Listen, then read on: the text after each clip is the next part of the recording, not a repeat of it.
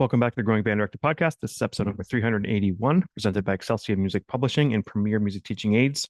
These are easy jazz band charts that I like, starting with a great arrangement of Tin Roof Blues by Michael Collins Dowden.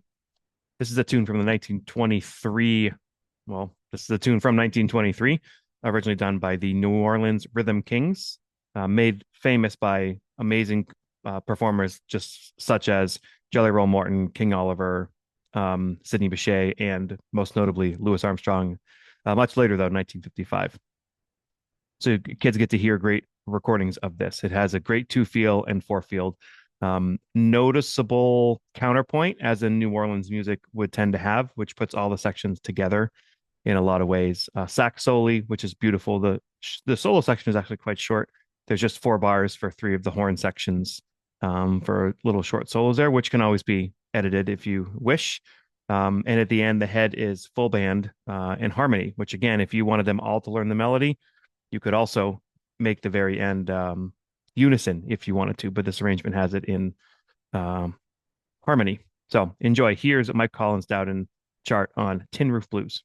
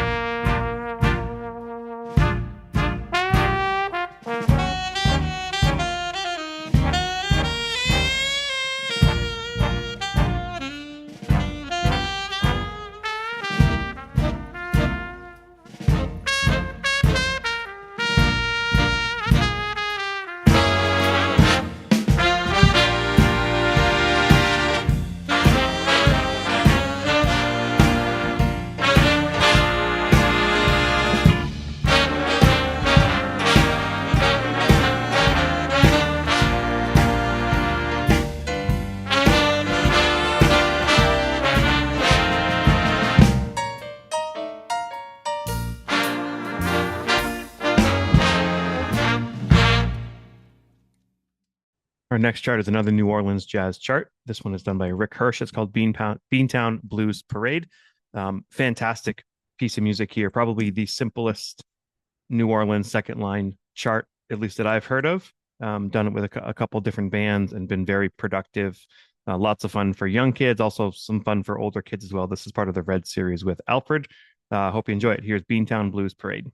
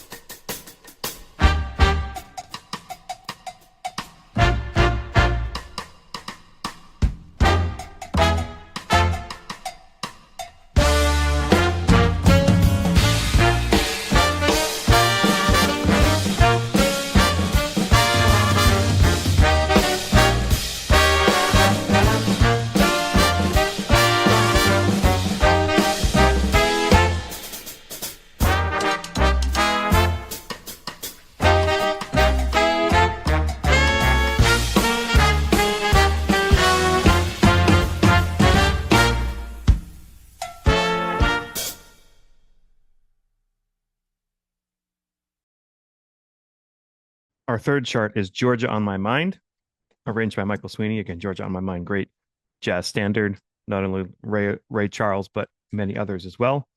This is a great version of using a walking ballad with your band. Again, a walking ballad is sort of like a slower swing, but it still does have that walk to it. It's not half notes or whole notes in the bass.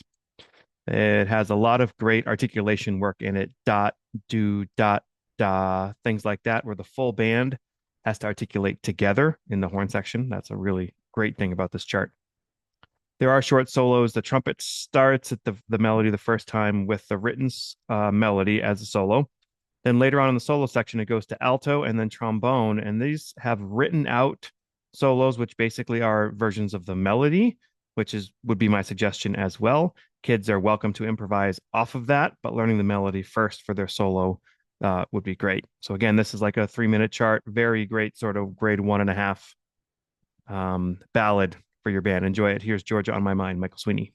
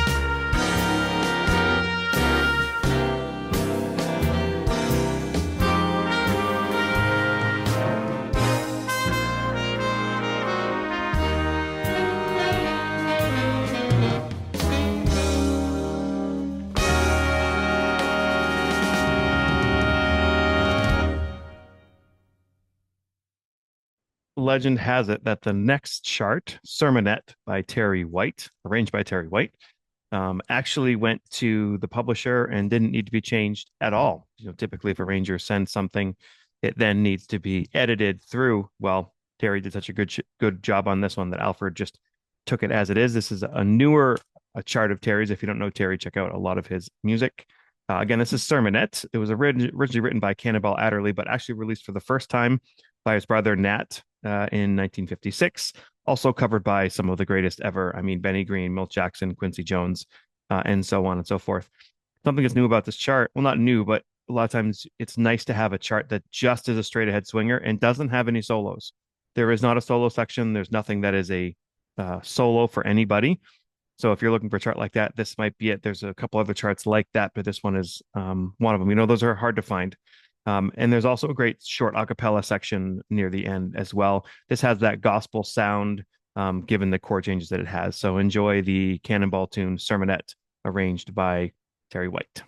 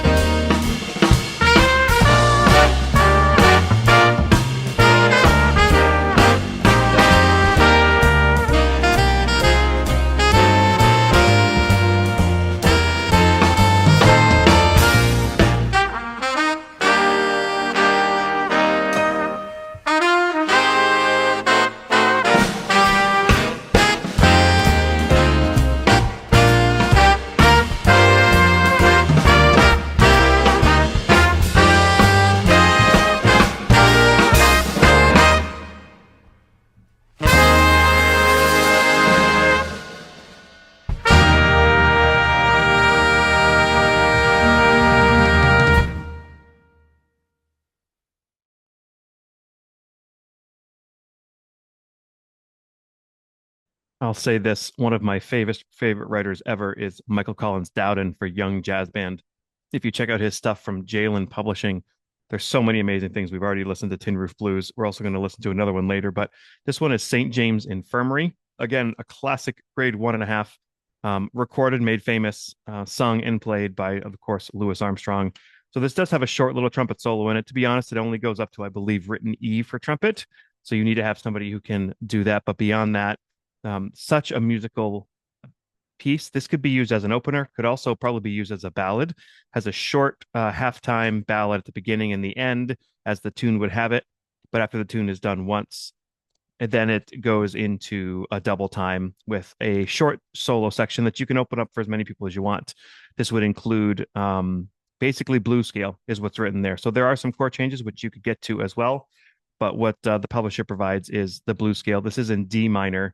Again, the Louis recording you're listening to for kids is just beautiful. So let's check this out. Here's Michael Collins Dowden arrangement of St. James Infirmary.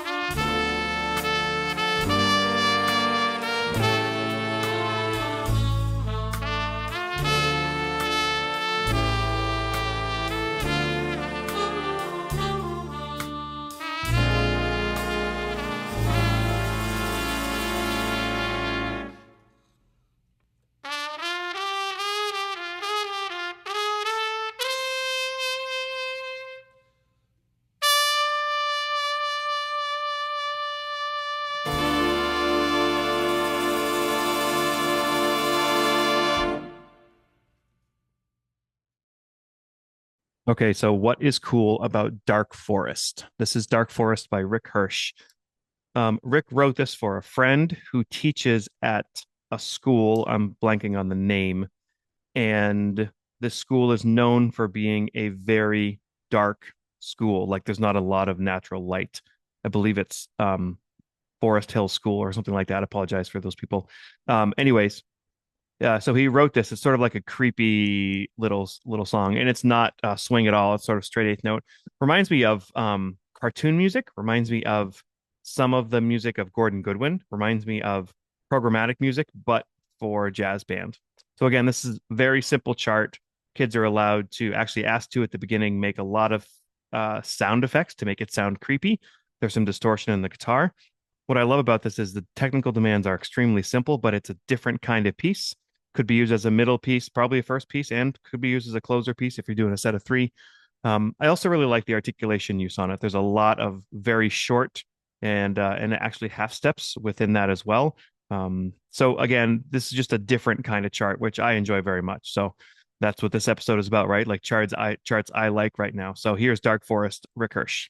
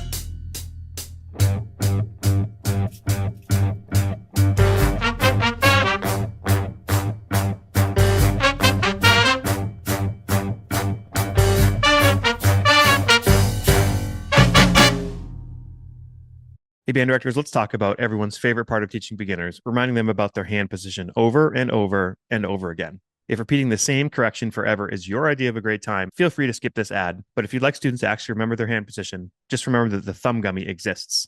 Thumb Gummy is a simple little teaching aid that quietly guides students' hands in the right places. No speeches, no demonstrations for the 50th time, no pointing across the room like an air traffic controller. It just does the job every rehearsal without needing coffee. Teachers like it because students improve faster.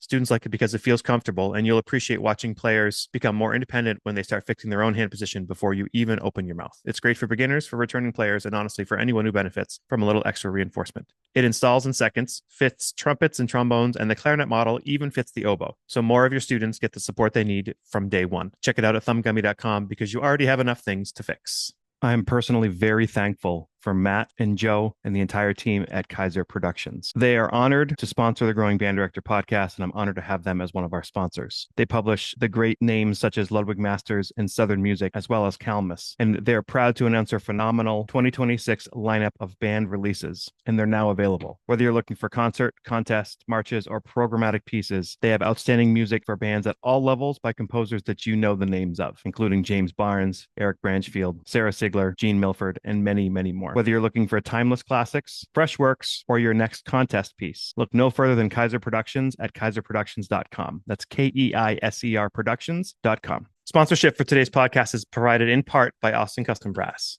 Austin Custom Brass is the largest Adams brass dealer in the United States. Adams Brass makes some of the world's finest trumpets, flugelhorns, trombones, euphoniums, and tubas. Find out why some of the most renowned musicians in the world play Adams Brass, like many of the brass musicians from the Rotterdam Philharmonic Orchestra. Trent Austin, founder of Austin Custom Brass, is also an Adams artist. You can call Austin Custom Brass today at 816-410-0826 to learn more about Adams Brass, or visit their website at www.austincustombrass.biz. Austin Custom Brass is located in Kansas City, Missouri. You can visit their shop to try Adams Brass instruments and many other brands of instruments, or you can call them online, have stuff shipped to you. They work with an entire band program. You can do bids in the PO process and fit within your budget and all that. They are an amazing resource for brass players. Check them out. All right, band directors, let's just be honest for a second. You're not actually chasing missing tuners every day. You're chasing bad tone and poor intonation. And your beginners, well, they're trying, but half the time they don't even know what in tune is supposed to sound like. That's exactly why Mark Casperson created the Tuner Caddy, a place for everything. And now Performance Packs makes this a no-brainer. Each pack includes a tuner caddy and the 60M tuner and metronome with batteries and a 6-foot microphone. So every student has what they need right on hand, right on the stand, ready to go. No excuses, no guessing, just better playing. And here's the part that makes directors stop and stare. The cost is less than most tuners alone. Programs across the country, from beginner bands to Midwest and TMEA stages, are using Tuner Caddy to build real student ownership of intonation and ear training. They'll even help you do it with a free support packet that shows you how to set up a system that actually works, plus resources for local education grants to help fund it. So you can keep chasing bad sound all rehearsal, or you can fix the system. Visit tunercaddy.com or talk to your local or national music retailer. Tuner Caddy, a place for everything. You can't tell already, I'm very into traditional jazz band music. Not solely, but studying history is an important part of music, especially jazz music. Our next chart is Take the A Train, arranged by Michael Sweeney. If you don't know this chart, it's a grade 1.5. It is a straight ahead swinger. This is a brilliant chart. If you know anything about Take the A Train, you can play any tune in any key, but this tune is typically played in the key of C. Well, at the grade 1.5 level, we're not doing that. So luckily, Michael Sweeney put this down a step. It's in the key of B flat. After the short intro, the saxes get the A section and the brass have mutes behind it, which is awesome. And then you could also do it without mutes if you needed to. If you didn't have mutes for your program, don't let that stop you. Play into the stand or play without the mutes. But it is ideal to have some sort of mute, whether it be plunger or straight mute, or honestly, you could kind of do it with anything. And then in the bridge, the brass gets the melody in octaves, which is fantastic. And then for the solos, he's brilliant. He does 4 bars of the full band, and then a 4-bar saxophone solo. 4 bars of the full band, 4-bar saxophone solo. 4 bars of the full band, brass solo. 4 bars of the full band, brass solo. And if you know anything about Take the A Train, the first 4 bars of each section is the harder section to play over for the chord changes. So the section that kids are improvising on is actually the simpler part. He did it in just such a brilliant way. And those are written in all the parts. So when it's a saxophone solo, all the saxophones have it written, and the brass, same thing. So this chart I love, especially the fact that there is a DS and a coda, which makes them think, which is beautiful for kids. So enjoy this, please. This is Take the A Train, arranged by Michael Sweeney in B flat.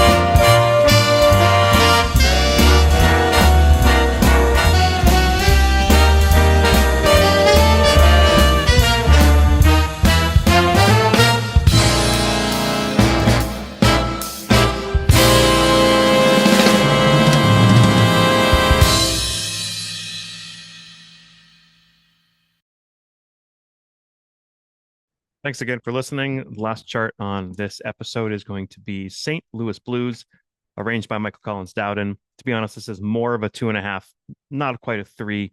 Trumpet 1 does go up to A. This is a great chart to do if you have a younger band. It's still sort of in the easy into the medium easy um, area. However, Trumpet 1 sort of needs to be your superstar. Again, not like the hardest thing ever, but the whole first melody is in Trumpet 1.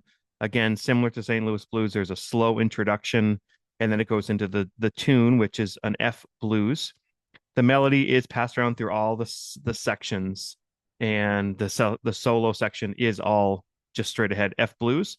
Rhythm section parts are written beautifully. Just keep in mind the piano parts, voicings are written out. You can use those voicings or other ones if you want, but don't just play whole notes. They're written in whole notes, but you don't actually play the whole notes. Those are just for kids to see and work on exercises for have them play syncopation on beats and off beats in appropriate piano style. I would suggest actually writing some backgrounds, or having the kids write some backgrounds. So there's something to put behind the solos if you want to do that. After the solo section, there is the final solo is a written out piano solo, which could be made improvised as well, or be put into vibes. Or to be totally honest, if you had a good band that this was perfect, but you couldn't do that part of it, give somebody else a solo or cut that chorus and jump right to the shout chorus. That would be fine too, and I'm sure Mike would be fine with that as well. Again, the shout chorus at the end is just rocking. Trumpet goes up to A, basically sits on G, but I think A happens just a couple times. So you kind of need that first trumpet player, but again, not a super hard chart. And again, you're studying a great tune of St. Louis Blues. So enjoy it.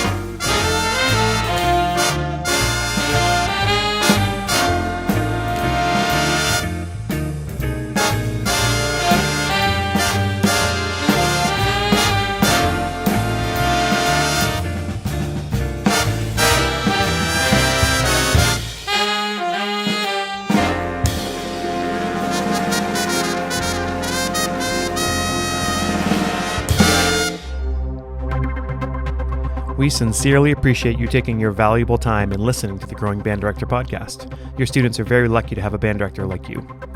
If you have any suggestions for episode topics or think you have an area of expertise to share on a show with us, please reach out. If you enjoyed this episode, don't forget to subscribe. And if you want to help spread the word, please give us a 5-star review and tell your band director friends to subscribe as well. We're available on Apple Podcasts, Spotify, our YouTube channel, and wherever you listen to podcasts. Thanks for listening to The Growing Band Director. See you next week.